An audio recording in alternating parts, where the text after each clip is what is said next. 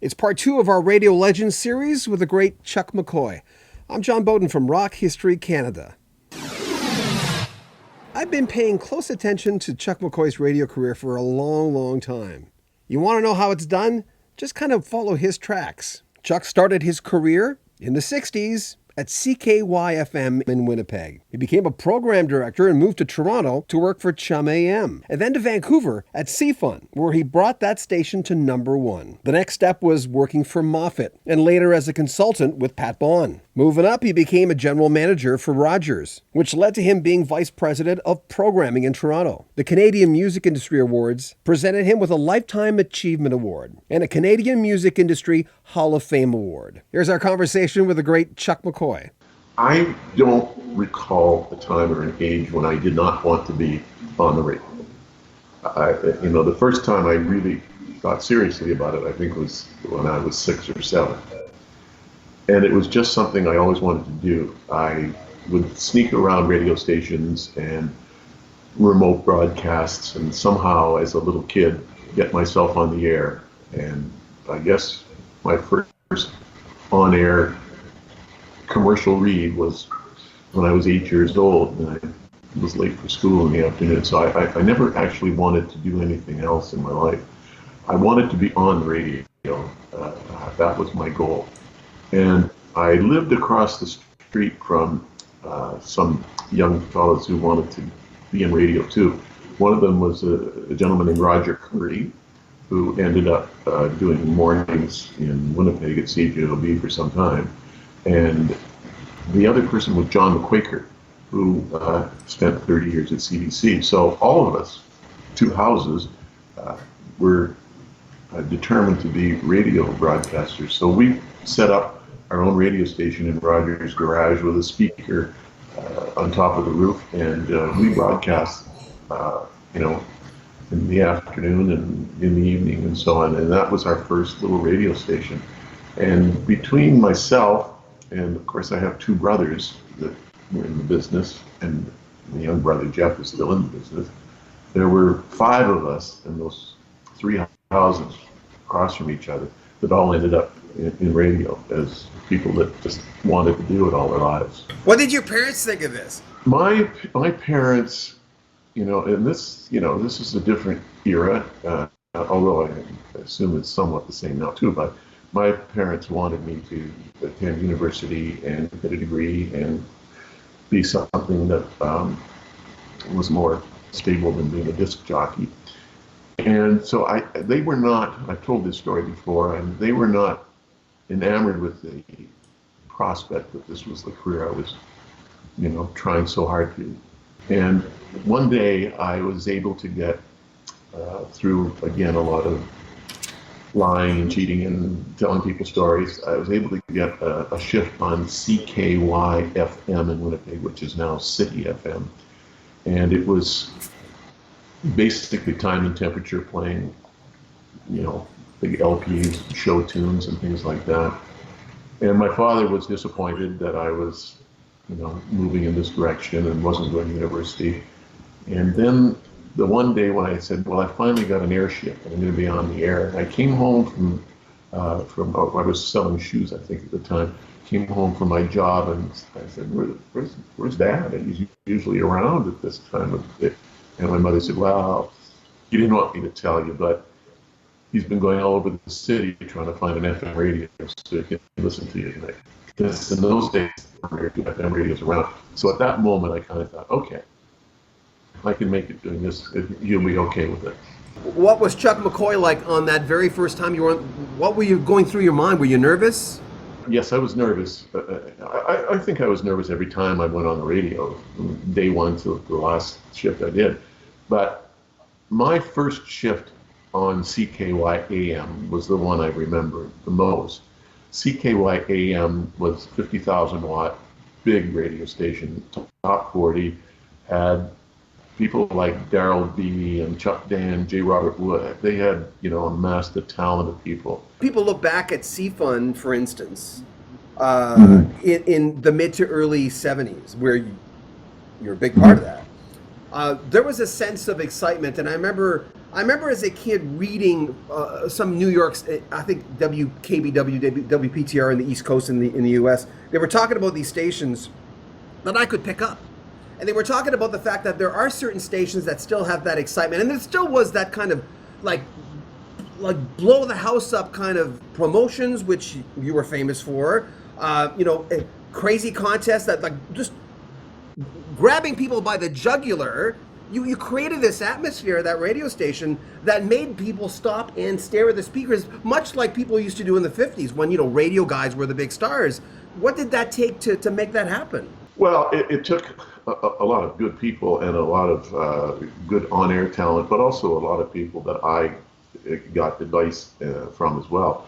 J. Robert Wood was the program director in Chum in Toronto, and he and I talked regularly. I had a consultant named George Davies, who was also instrumental in how we crafted CFUN. Once we brought CFUN back and changed the call letters. And at that time, CFUN was not the big top 40 station, CHR station in Vancouver. CKLG was the top CHR station, and then CKNW was the #1 station. And in those days, it was strictly by circulation. And I think CKNW had 450,000 listeners a week. And I think at CFUN at that time, we were under 200,000. So, I really think that I looked at what we were doing, and it wasn't going to be 1050 Chum in Toronto, that's for sure, because it's such a different market.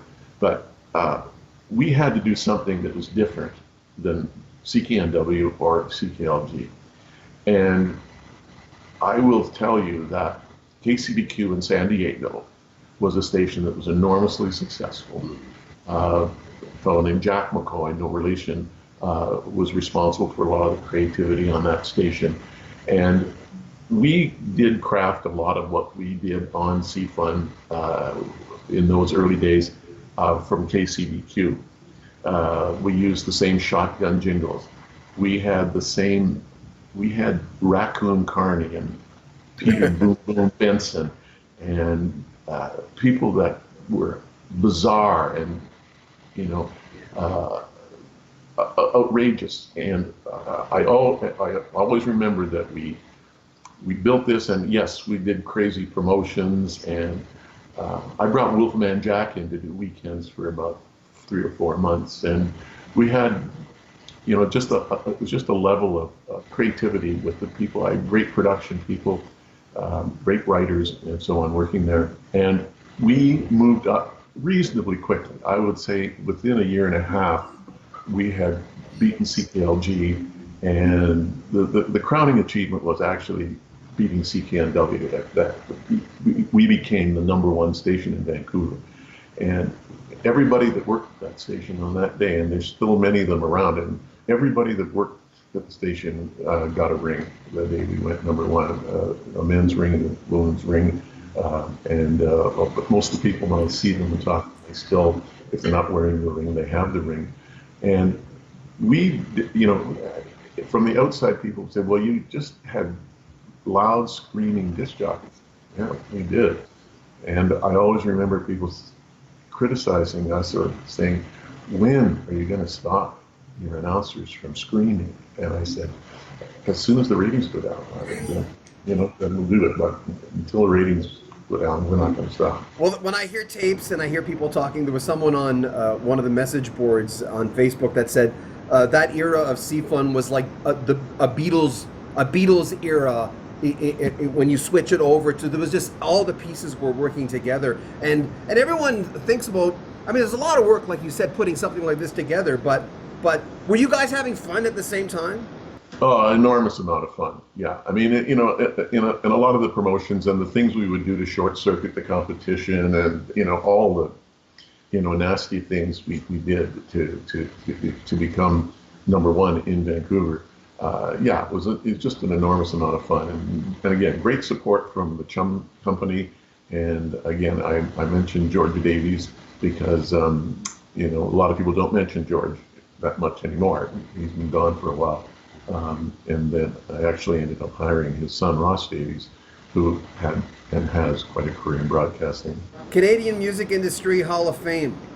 Now that's got to feel good. I mean, I always say lessons in radio are hard-fought lessons. They're fun along the way, like you said, but radio can be the easiest job in the world and also the hardest job in the world. That must have felt good. Yeah, I mean, to steal the Woody Allen line, when Neil Dixon told me they wanted to induct me into the Hall of Fame, I said, I'm not sure I want to be in a Hall of Fame that would have me as a member, but thank you. I'm honored. I think that when it was first suggested to me, I thought, that's nice, but as it approached and the event became closer, it became more and meant more to me and continues to mean a lot to me. And I think that some people might attach more to it than when you say Hall of Fame, you think of sports people in the Hall of Fame. And I was somebody that was on the radio and managed radio and consulted radio, but I've never really thought of myself as a Hall of Famer. But it really is important. And there was a great concept that they had, and I guess they still do, where somebody, an entertainer, will come and play at your induction. They'll be asked to come. I have had a long friendship with Burton Cummings and Randy Bachman, and Burton had told Neil, I really want to do this. I just want to do this with Chuck. So Neil's told me that. I said, well, Burton's really busy, and I don't know that, I'm not sure that Burton can, make that kind of a schedule. No, he'll be fine, Neil would tell me. And 2 days before the induction, he said, oh, by the way, Burton can't make it. He's got something in LA. And I said, oh, well, that's fine. But he said, Randy Bachman will come. And I said, oh, terrific. Randy's great. Randy does a great show, of course. And so Randy came. And so that was really meaningful to me, to have Burton offer and Randy to attend. And I was inducted with a news person on CNN, John Roberts, who was J.D. Roberts at the time. So I was with, a company that, probably deserved the Hall of Fame more than I did. But I think that one of the things that and this is more timing than anything else, but I made it into the Canadian Music Hall of Fame 2 years before Neil Young. And I thought, no, that's not fitting, but I went to school with Neil, and I saw him at the induction, and I went over and jokingly mentioned that to him and said, well, you deserved it. I remember the last time I spoke to Randy, he was going to England with Neil Young to go see a reunion of the Shadows, I think it was. Well, for me, I started in Winnipeg in radio in 1965 on air at CKY. I knew nothing about what I was really supposed to do. I again listened to radio and Darryl B and people like that, but I knew I had to have some content that related to the music. I gathered that by listening, and I thought, what am I going to talk about? And as it turned out, the very week and day I started, Burton Cummings left his band, the Deverons, that he'd been with for years and very popular in Winnipeg, and joined the Guess Who. And so I thought, wow, there it is. I've got Burton, big news, Burton joins the Guess Who. And almost from that day to this day, we've maintained a friendship, and as well with Randy. I believe that in entertainment today, whether you're a radio announcer or whether you're a performer or anything where you're trying to engage the public, to me, good storytellers are the people that can entertain and engage an audience. The magic is in storytelling. If you can tell a good story, you will have audiences, whether you're a performer, radio announcer, actor, whatever, they'll keep that story, carry it with them, and most importantly, they'll remember where they got it. Randy Bachman is one of the greatest storytellers in the entertainment world, in my opinion. He delivers that on a CBC radio show where he talks about the music, and he has stories because he's met and knows so many people in the business. He tells stories about his music Guess Who, Backman Overdrive, but other entertainers as well. And to me, that's what I believe, on-air people should be striving for, is, how can I tell a good story? Podcasting, surprises a lot of people that, that this is a very growing phenomenon. And yet it shouldn't really surprise people. These people, not everybody, there's 100,000 podcasts out there, but the best podcasts out there, these people are great storytellers. They tell stories on their podcasts, and they come to town and they sell out. I tried to get into a podcast conference in Toronto at the Bloor Theatre to see Criminal, I think I'm trying to say, Phoebe, and it was sold out. And I thought, they're selling out podcast people in theaters. And I guess the thing that I think about for radio is, I think that, there's a lot of podcasts that are done by people who haven't learned to be hosts. And I think that there's a lot of radio people. I think that radio people are some of the best storytellers in the world. And I think it's a place where radio people can go to and continue to be radio people or not.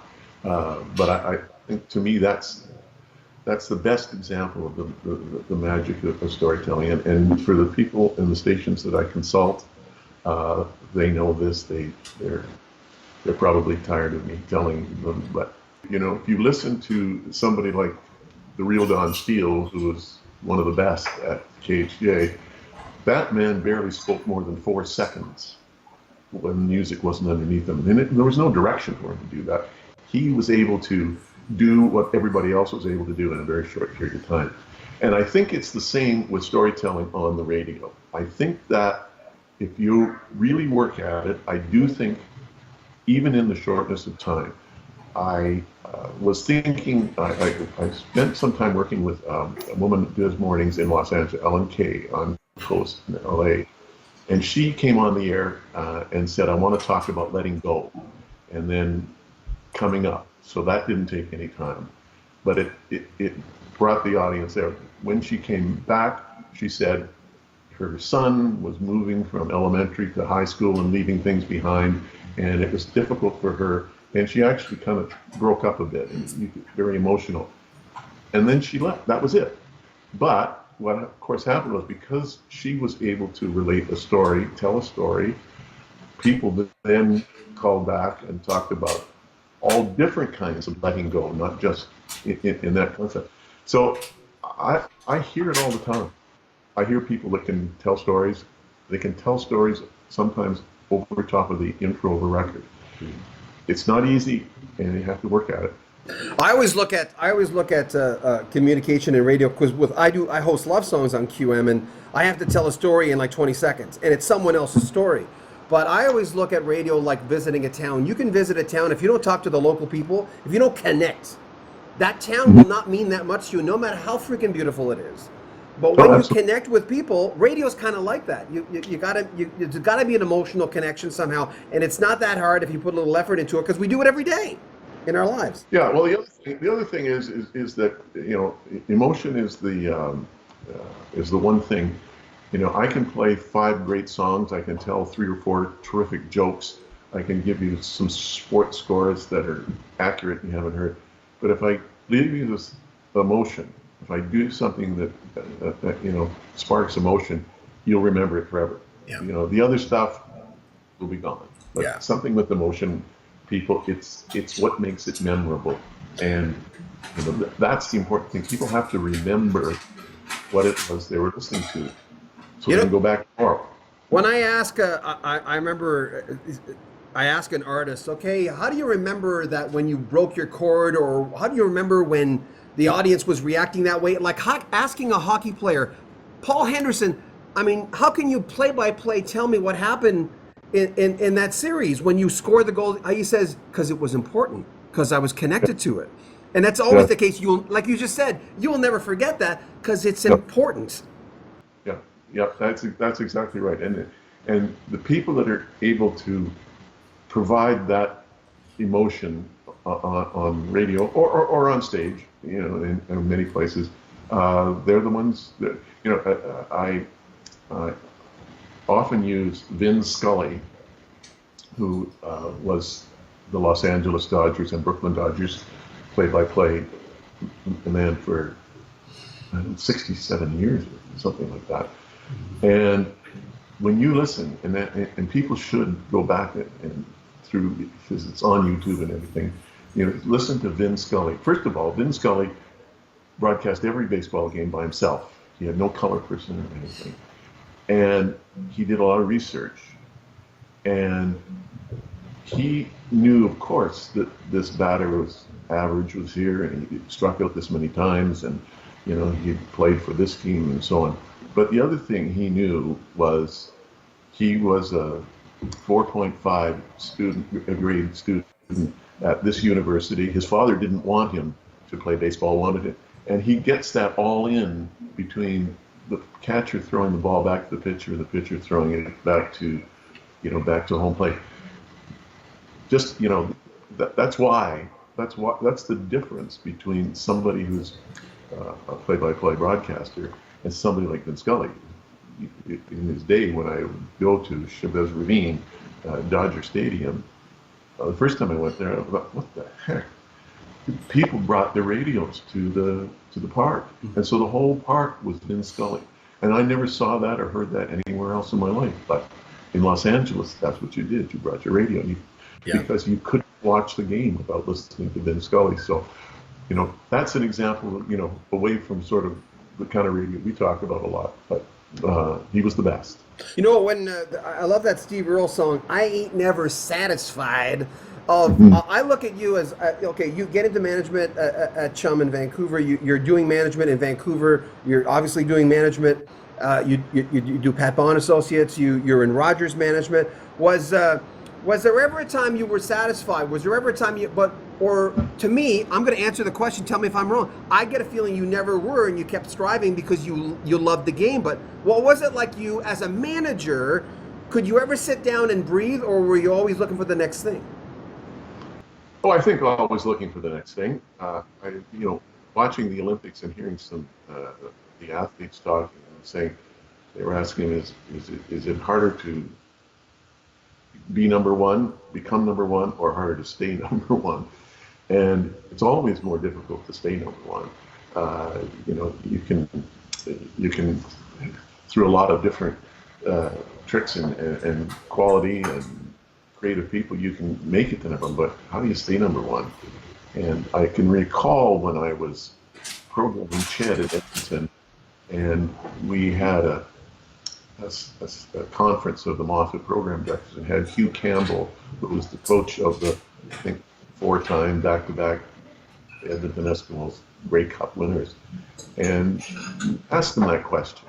When you're as good as you are and you win every Grey Cup, what can you tell people to do?